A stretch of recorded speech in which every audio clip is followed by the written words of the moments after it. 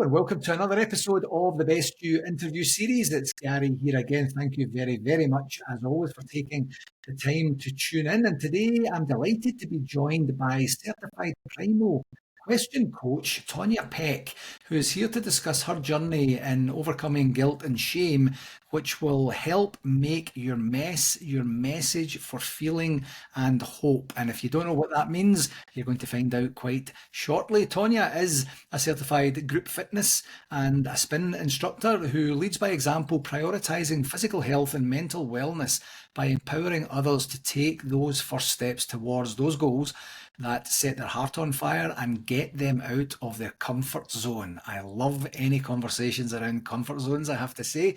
Tonya focuses on community and connection within that environment for positive accountability to break those belief barriers that are holding people back. Through Tonya's Certified Primal Question Coaching, she provides individual and group coaching to identify her clients' highest emotional needs while helping them discover how that need influences all personal and professional relationships. Tonya does this through identifying gifts, challenges, positive habits, as well as unhealthy ones. This knowledge creates more awareness around our actions and thoughts to live in our truth, to be known fully as authentic. Tonya's journey has not been an easy one, and we will likely get to talk more about that at the top of the interview here. But the last thing I'll give you is that Tonya focuses her energy on giving hope and encouragement to others with knowledge that their past doesn't define their future. Healthy relationships are possible, and all experiences are an opportunity for growth and impact. Tonya, thank you very, very much for joining me today. Thank you, Gary, for having me. Oh, I'm delighted, absolutely delighted. So let's start with your journey thus far. I mentioned very briefly there that it's been quite the journey that has given you the opportunity to be here today. So can you just tell me a bit more about your life journey, some of the challenges that you faced, and some of the influences that got you into the primal question coaching, please? Sure, absolutely. Well, again, my name's Tonya, and I was born and raised in the Midwest in Nebraska. So I don't know if any of your listeners have even know where Nebraska is, but it's a great place to be from. And my sister and I grew up there, most of our lives, was there for 20 years. And kind of something that you alluded to, just growing up, kind of some people have kind of the traditional, stories of mother, father, that type of stuff. Sometimes there's a little bit more just changes in relationships, changes in life, maybe dysfunction, if you will, I guess would be, kind of the word, I guess maybe that would be a better to use. And while I was growing up, my mom was divorced and married 6 times. So there was a lot of change. There was a lot of, people coming in and out, and those were the people that she married. So of course there was maybe some dating relationships or, those types of things as well. And the second marriage, I was 4. And I remember he, probably the way that he meant to provide the information as best as possible was basically, I remember we were sitting in a living room and I was 4 years old, and he pretty much just said, I'm not going to be here anymore and I'm going to be leaving, and kind of like as if I was 24, rather than 4. So I think from that very early age, I became an adult, or felt like it was my job to be the adult and not really be able to be the kid. I remember growing up, I always preferred to be around the adults, kind of feeling like I had to bear the responsibility, of those types of things. And so as, my childhood evolved and kind of the unknown started to be more of the norm, I really started to lean into the question of like, am I loved? Am I wanted? I think as children, whether our environment is, textbook or not, we kind of connect the dots, in our kid logic.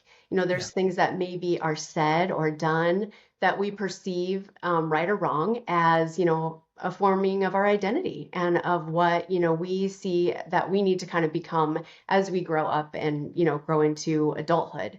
So for me, kind of really that was I've always felt safe and I felt secure in my home, which I'm very thankful for that, I know some experience trauma, in that way at a young age. And for me, it was more through the situation of divorce. And because of the divorces, it was more of my questioning if I was loved or wanted. Like, is there something that maybe I did or could do differently that could have changed the outcome, of what was Right. happening? Right. And of course, as an adult, now that, there isn't probably anything at all that I could have done, but at that time, you just connect the dots the way that you see them as they are. So growing up, as we went from like elementary school into junior high, and adolescence, trying to find myself. Junior high is hard. Like, I just got to shout out to people that have a heart for like junior high age teachers, all of that, because there's just a hot mess of like hormones and identity and, what's going on. So I admire that so much because for me, that was just a really challenging time in life, trying to figure out who I was. And I had a lot of missteps. So in finding that am I wanted, am I loved, it wasn't really strong in my home life, so I searched for it in other ways. So I always had a boyfriend. I felt like a boyfriend was very important, to my identity, and it kept me in that feeling of being loved or wanted. I didn't really pursue other relationships. I had a relationship in the wings before I ended the one before. So it was kind of, again, like a self-defense mechanism. Like, I don't want to be alone. I want to make sure that that doesn't happen. So before I made a move, to something else, I always made sure I had the backup. So again, it was just really crazy thinking, but in my head, it kept me safe. It kept me like, okay, I know that this is what I need and this is what will keep me in that feeling. And so this is what I need to do. Kind of a little self-defense, mechanism kind of thing. Um, and so as I evolved with that, then there were some ups and downs at home. My parents start to get wind of, some of the things that I was interested in doing and decided that maybe I needed to go to counseling. So they took me to a counselor, and honestly, I was like, I'm not going to have this. I don't know why I'm here. I'm not going to engage. I'm not going to, talk to you and share my heart because I don't think that I should be here. So that didn't last very long. They could see that. I think he probably told them, like, yeah, you're wasting your money. Like, you just need to try something else. So then we went to church.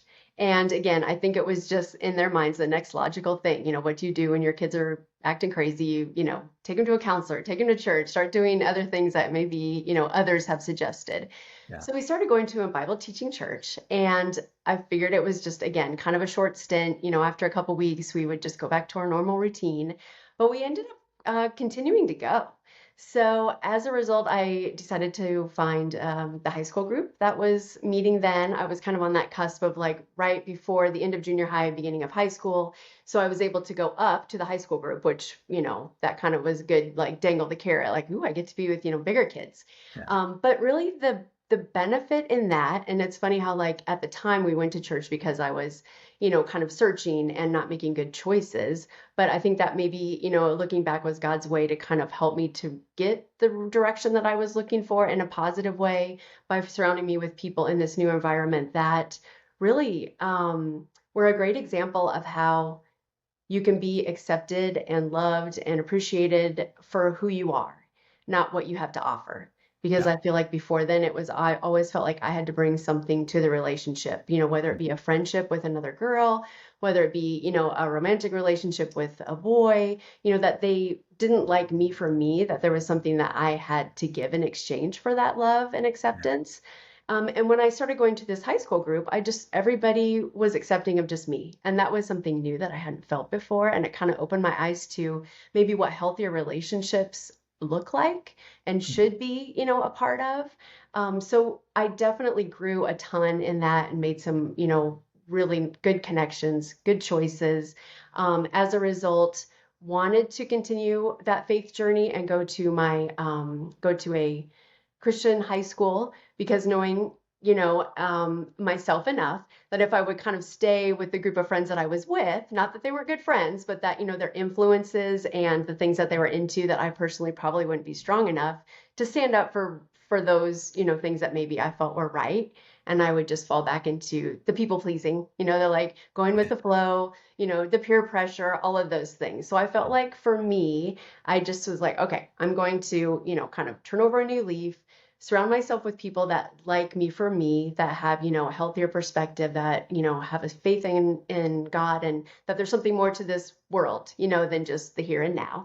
Yeah. And it was great. And I loved the Christian high school. It was smaller, so there was lots of opportunities to pursue sports and to pursue music and things that maybe a larger high school wouldn't allow you to do unless you were really, really good, at that particular, I don't know, event. And so it provided a lot of opportunities in that way. And then my junior year in high school, that summer, there was just some personal things like in my family and personally that kind of started to take me back down that path of questioning the am I wanted, am I loved? And as a result, I found that when you're in that sweet space of feeling that your highest emotional need, if you will, which we'll talk more about, kind of there's 7 different types. And for me, like I said, just the way that I was brought up, it's the am I loved and wanted. But if you don't feel that, then you're starting to get that answered with a no or a maybe, then you start to kind of what I call scramble. You kind of start to do things to try to get that answer to a yes or no, and that usually is unhealthy habits, or again, back to that people pleasing, back to the things that once created that safety net for you. And so I was in a relationship, and we were doing what we wanted to do, basically. And as a result, a couple months before we graduated from high school, I had an unplanned pregnancy. And being in that environment and knowing, that was wrong, that would be looked at as, it is a sin, obviously, but that it was a little bit more just, let's see, some sin is kind of on the back end. You know what I mean? Like it's happening, but it's maybe a lie, or it's not, or it's, something that's, I would say, insignificant to the world. And then there's those other things that are kind of wide open, and it's something that is on full display. And even though it's the same in God's eyes, it definitely doesn't hold the same weight, in the eyes of friends and family, and really the potential outcome of that. So there were some upperclassmen that, went through that experience. And once they were open and honest with the school, they were asked to leave. So that kind of underneath that line of, don't be honest and upfront and ask for help, just keep it under wraps, still just put on that face, you're don't be transparent and truthful, because if you are, you won't be accepted and loved. So Yeah. I didn't say anything for those 2 months. I graduated just so that way I could. And then, it was just a huge disappointment to friends and family, and honestly to myself, because I knew that it was behavior that I shouldn't be doing, but I didn't listen to that internal gut, that says this is wrong. Sometimes you have those moments in time, well, probably lots of times in our life, where there's that little, gut feeling that's saying, we might need to be thinking about this. And you can choose to listen or you can choose to ignore it. And I chose to ignore it time and time again. So I probably was doomed for some sort of consequence. It's just a matter of time. But again, that's all right. You're 17, you feel like you got, you're invincible and you're just going to do whatever you want to do. So there we go. But then after a couple months of kind of wrapping my head around that new normal and processing, I personally didn't feel like I wanted to give the baby up for adoption. I wanted to continue with the pregnancy. By this time, all the friends and family were aware. Some supported me, some didn't. The father, wanted to marry me, and we were engaged. And we were just kind of going down that road of what was next, maybe what was expected, what was the right thing to do. And then I had a miscarriage. So it kind of added to the confusion of one, that happened, and then two, kind of keeping it under wraps, because I didn't feel like if I was honest and open and asked for that help and guidance, that it would be received in the way that I would have wanted. And then after all of that was on full display, then I had a miscarriage, and it kind of just felt like, what was it for, And it led to a lot of just heartache and questioning and discouragement, and honestly just kind of started feeling like I wasn't worthy, that I knew what I was not that I did something bad, that I was bad, that I kind of held the weight of that experience and not feeling like I could be open and honest to anyone else, because if they knew that about me, they wouldn't love me or want to befriend me or, see me for who I was. Yeah. And so that really just, I would say, kept me insecure, kept me from really sharing who I was. Like I was me, but there was always like another layer that was just never fully, shared with other people. And so I felt maybe it was easier to keep people at a distance because, then you don't have to worry about being hurt if they do find out that there's more to you than meets the eye and you get that rejection. So it's easier to not even go there, to just continue on, be 80% of yourself and just know that that's enough. Um, so I got married and thankfully been married for almost 35 years. So I'm very proud of that because again, I feel like that's a God thing because before that I chose people that definitely probably would not have remained married to for 35 years. And I'm not saying it's been easy, but I'm sure I gave him a run for his money, especially in the beginning, kind of testing those waters, like, do you really love me? But it's been great. So aside from him knowing that part of me and, as we had kids and families and moved and met new people, that was just something that I never fully shared. And it wasn't until I was almost 30. So it was a good, 10, 12 years that I kind of lived under that weight of that experience. Um, because even with my dad, like we have a great relationship now, but we had a conversation shortly after that happened, and he just kind of was like, well, you should basically thank me for staying with you, for supporting you. Like it was, I don't know, that I should be thankful, rather than it just being a parent's job, to love unconditionally and to be there regardless of what, that it was kind of, something that he didn't really feel like he should have done or wanted to do. And so we didn't talk for like even 3 or 4 years because I was just at that point like, you know what? Like I I don't know. If that's what love is, again, then I don't need it, I would Yeah. rather not have it. And again, that's another just part of like maybe self-isolating or having protecting ourselves, which at the time seems like a good idea, but it's limiting you in other ways in life that you don't always realize until later. So finally, thankfully, I was at an event with a couple ladies and, we probably had a beverage. I'm not really sure what, kind of made me feel to where I'm just like, all right, I'm just going to spill the beans. And they were sharing, maybe some things that they had experienced as well. And when I shared that, they were, empathetic and they were sorry, but they weren't shocked. They weren't dismayed. They weren't gasping, at like, oh my gosh, like I can't imagine, that you would do something like that. They were very welcoming and accepting and understanding. And it was amazing. Like that definitely was a turning point that even though, like my spouse, felt that way towards me and my mom and my sister, but just feeling like I could be transparent with someone that didn't, know me in that way and have it be okay was like definitely a turning point.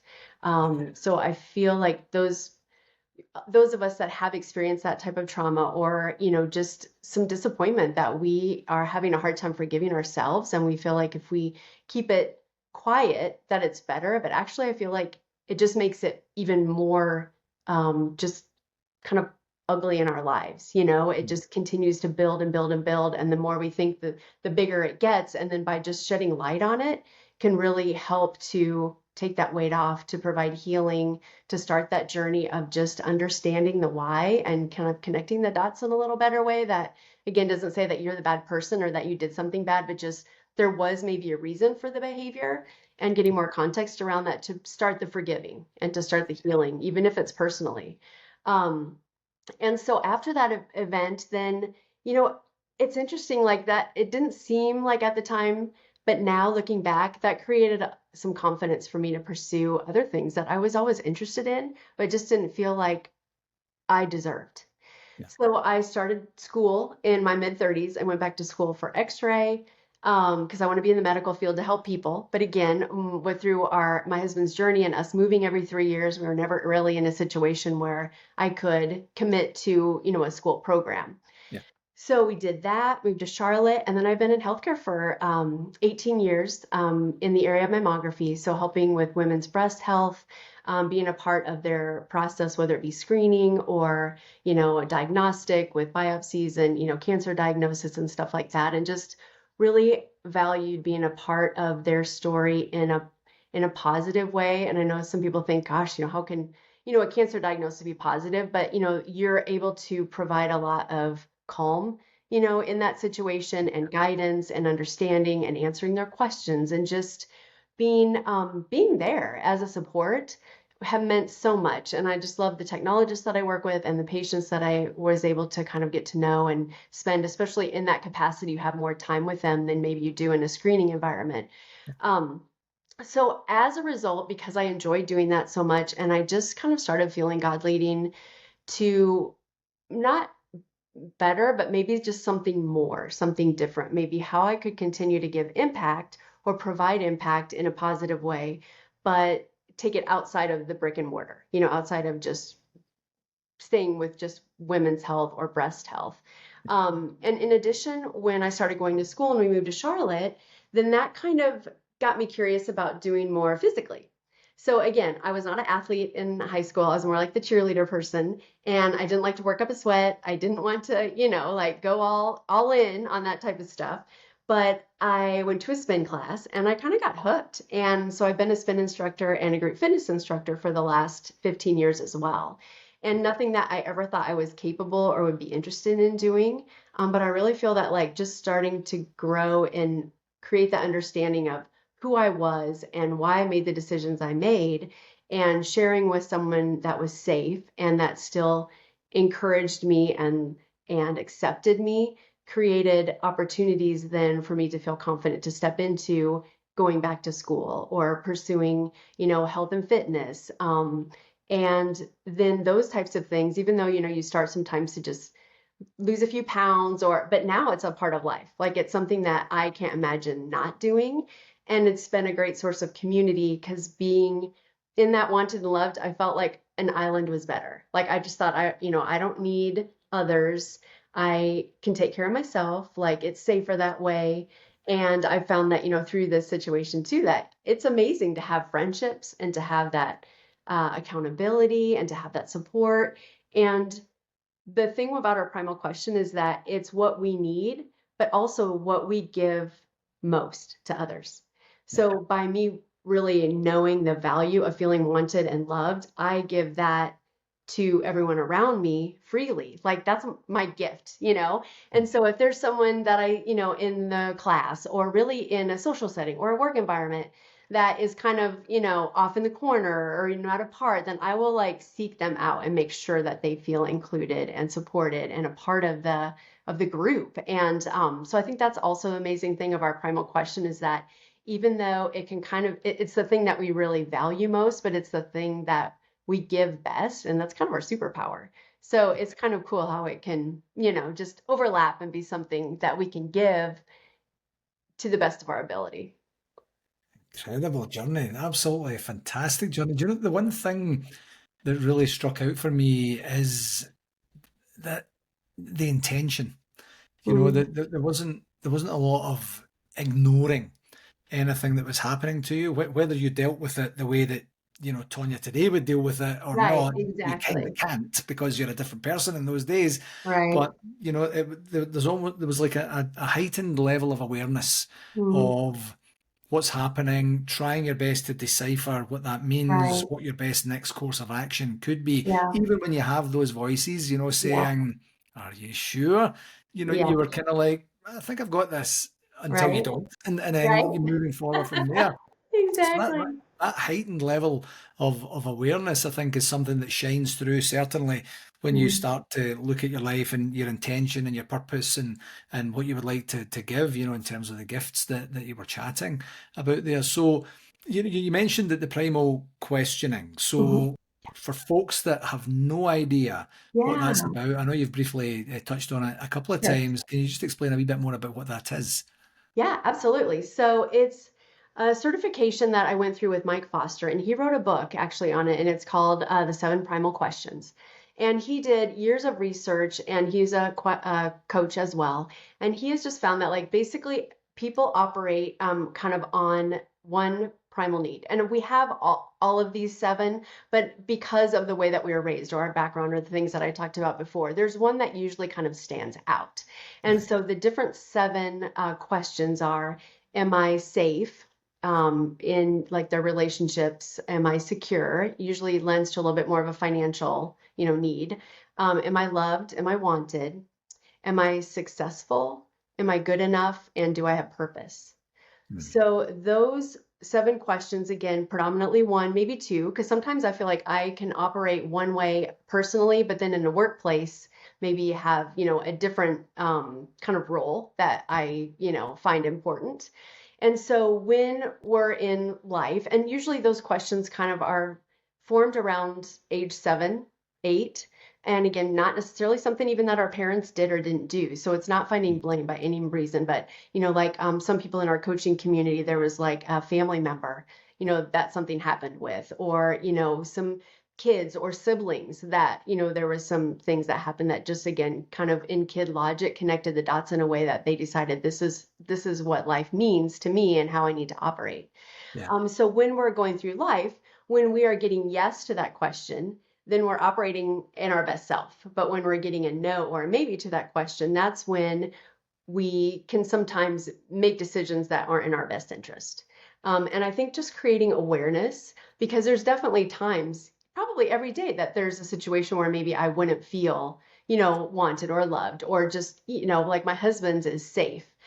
He had a family, his grandparents basically kicked him, his three sisters, and his parents off the farm and said, sorry, you're not farming this anymore. You need to go figure something else out. So, Right. even though he was a kid, just kind of that conversation of being around, like, where are we going to live? Like, how are we going to, pay? Like, where are we going to go? And so for him, feeling safe, in his, in the four walls, and feeling secure in his relationships are very, very important to him. Yeah. So anyway, so I just feel like we can learn when we're not feeling that way and become aware of it, so that way we don't make those decisions based on fear or based on insecurities, that we can see it for what it is and Yeah. then question it and be like, okay, because the goal is then to operate from a place of, I am loved and I am wanted. Yeah. Because when we come from those, where those questions become statements, then we can feel empowered and confident and make the right decision for us, and not feel like we are on the defense, that we're being proactive and offensive in our life. Yeah. And it's so, I mean, it sounds, when you list off the seven there, it sounds like they're so simple, in Mm. terms of your ability to be able to understand what they mean and answer it honestly and openly. I'm fairly sure the second thing that I said there about answering it honestly and openly can be where the magic happens, because someone, one of the things that you mentioned was successful. That's a very subjective term. It can mean different things to different people, even under different circumstances and Totally. situations. Totally. So when you're coaching, is there a level of education? Because I imagine as you peel back the layers, or as the client peels back the layers with your help, of course, that they start to say, I thought it used to mean this, but it actually means that, and I don't know how I feel about that. And the answer turned from a yes to a no, or a maybe, or I don't know. And then you get the nuances of the coaching journey. Exactly. Yes. I think so many behaviors, at least right now, are based on just the behavior itself, like coaching, or, whether it be wellness, mental health, all those things. Like, they're focusing more on the behaviors, like, don't do this, do this. And then think of it as a tree. So, like, the branches are the behaviors, the trunk is the emotions or the feelings that are behind those behaviors. And Yeah. it's a good place to start. But eventually, like, if you say, just don't eat that chocolate, or don't gamble, then, I mean, you can do that for so long, but then usually that behavior will come back. You can stay strong for so long, but it's really hard, to do that forever. And Yeah. so I think with the coaching, really getting past the behaviors, getting deeper, like I said, from to the emotions and the feelings that are leading to that, and really getting to the root. So getting to what's underneath, getting to those feelings and situations that they may not even have been aware, kind of created some of that impact and context for the feelings that they've had. So like with the wellness, I love the fact that if I'm helping someone that maybe has a fitness goal, and for some reason they just can't quite meet it, or they keep getting a roadblock in a certain way, or they get so close and then they, go backwards. And really being able to tap into their primal question and finding out, like for this one client, she was always questioning, am I good enough? So there again, like she would get close, but then there was something inside of her, from, that was just not really discussed or really investigated, that always made her question, am I good enough? So anytime she would get close to maybe some of those goals or successes, something inside of her would be like, nope, it's not for me. I'm not worthy. I'm not good enough, and all those types of just thought patterns that aren't correct. But Yeah. until we challenge them or maybe investigate them, we don't even realize sometimes that they're there. And that's, something that if we can understand more and get more context to those behaviors and emotions, then if we want to change the behavior, there's going to be a lasting change. And it's Yeah. not just because you should or shouldn't do something, it's because you are consciously making a choice to do Yeah. that thing or to not do thing and understand why. So I think just definitely getting to the roots and not just staying at the top level that sometimes is so easy to do, or clients want an easy fix. They're like, all right, here's my problem. Like, let's just get this done and keep Yeah. stepping, which believe me, I get it. Like I would prefer the quick and easy route too. Yeah. But that's not really lasting change. So I Yeah. think that those people that are looking for a lasting change and lasting transformation, you have to be willing to dig a little deeper and Yeah. spend a little more time in those spaces that are uncomfortable, to really start the healing that's going to make a difference for you foremost. Yeah. Absolutely. It's the kind of age old question when a client comes with a particular issue or challenge and they say, how long is it going to take me to fix this? Right. And my question is, how long did it take you to manifest it in the first place? And if they say Exactly. 35 years, then I'll maybe jokingly say, well, we could fix that in half an hour. Sorry, I thought it was more than that, Right, but right. it's almost like the perceived, not to insult any clients out there, but to the perceived ridiculousness of Yeah. it did take me decades, generations to get to this Hmm. spot. It's not going to take an hour or two or three or Exactly. four to create that meaningful and lasting Exactly. change that you Yeah. talked about. So I wanted to switch gears, and I think the primal questions will certainly be intertwined with everything that we chat about. But in terms of one thing I had in my mind was community, Hmm. and the benefits of being part of a selective community. You mentioned church being part of that. Yeah. People can understand, Yeah. religious communities and how they can benefit if they so choose or wish going forward. For me, more based on the journey that you explained, Tonya, I'm not sure. I'm not sure how much community was truly part of your being until that almost epiphany conversation you had with your colleagues, whether some drinks were or were not Right. involved at all, and to see that there could be a different reaction to the same type and style of information, and Yeah. how did that foster your growth to start to create community and really that meaningful, positive, lasting change that you've had ever since? That's a great question. Yes, definitely up until then, about every 3 years we would move. So I think Right, that was my excuse, as well, right, not to create connection and not to create friendships. But definitely so important for accountability, for that connection, to just feel known and seen. And we definitely aren't islands, and I don't think God intended us to be islands. yeah, Even though again we feel like it's safer, it's it's isolating, and it can lead to a lot of just depression, anxiety, and thoughts that can be untrue. And if you don't have that community, even if it's a small group, because sometimes I know some people prefer a lot of friends that are maybe a little more surface, and some prefer a handful that are have really deep friendships. So yeah, really I don't think that there's a right or wrong. It's just a depends to how you operate and how you see your friendships evolving and what you prefer. But I think just definitely having that source of just feedback, for someone to kind of be in your space and say, I think, you might be seeing that incorrectly, or what if we look at it this way, or just Yeah. even if it's for a sounding board, Yeah. I would definitely recommend more than one friend, because I know sometimes in the past too, I've had like a best friend or even a spouse where you expect them to be all the things that you need to be, from a friend. And Yeah. that's impossible to have. And one of the things that came to mind before we talked and about friendship and community, Jeannie Allen, I don't know if you've heard of her, but she is a Christian author and she wrote a book. It was around COVID, and it was about just the benefit of the community and friendships and meet your people. That's the name of the book, called Meet Your People.